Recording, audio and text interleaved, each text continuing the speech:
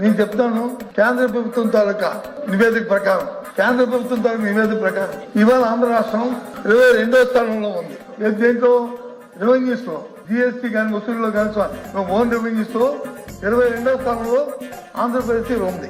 ఇది వాస్తవంగా చెప్పండి. నేను చెప్పింది చెప్పండి.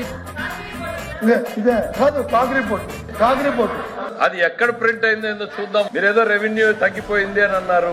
రెండు ఎగ్జాంపుల్. గతంలో కన్నా రెవెన్యూ 24% ఎక్సైజ్ లో పెరిగింది, 33% మైనింగ్ లో పెరిగింది. ఎందుకు పెరిగింది? రాత్రికి రాత్రి ఏమన్నా మైనింగ్ పెరిగిందా, లేకపోతే తాగే వాళ్ళు పెరిగారా? ఆ డబ్బులు పక్కకు పోయేది మానేసి ఖజానాలోకి రావడం మొదలైంది. ఎక్కడ తగ్గింది? అందుకే ఆ పేపర్ అయితే చైర్మన్ గారి ద్వారా మాకు పంపించండి. నేను అన్ని పంపిస్తాను. అబద్ధాలు చెప్పే అవసరం లేదు మాకు. అరే చూసి దానికి రిప్లై చెప్పాలి కదా. మీరు ఏ కాగ్ రిపోర్టో ఒకసారి పంపించండి సార్. మీరు పేపర్ చూపించిన తర్వాత ఇక్కడికి పంపడానికి ఎందుకు సార్ ఇంత సమయం మీకు? మీ ద్వారా ఆయన గారికి ఆ కాగు దయచేసి చూసుకోండి. సోకాల్డ్ కాగ్ రిపోర్ట్స్,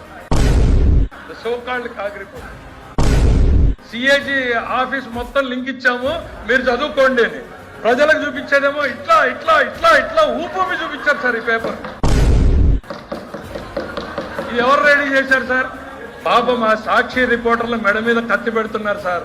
నిజాలు లేని వండి వార్చమంటున్నారు. వండి వార్చే ప్రయత్నంలో ఇట్లాంటి తప్పిదాలు జరుగుతున్నాయి. దాన్ని పట్టుకొని వచ్చి ఇక్కడ చూపిస్తున్నారు. మానేయండి, కొంచెం టైం పెట్టండి, స్టడీ చేయండి, 1కి 10 సార్లు ఓపికగా కూర్చోండి.